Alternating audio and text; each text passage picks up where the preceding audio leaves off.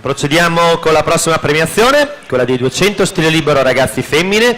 Premierà il presidente della SSD Natatorium di Treviso, Vincenzo De Sio. Al terzo posto, medaglia di bronzo in 2:13:68, cappelletto Angelica Rosa Blu.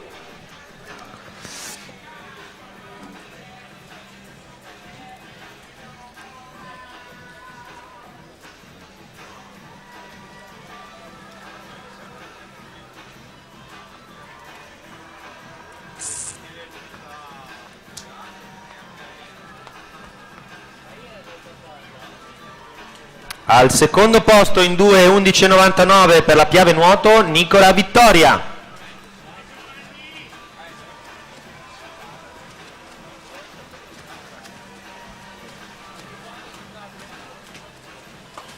La medaglia d'oro dei 200 stile libero categoria ragazzi con 2:10:41 società rappresentativa Rosà, Parolin Jennifer.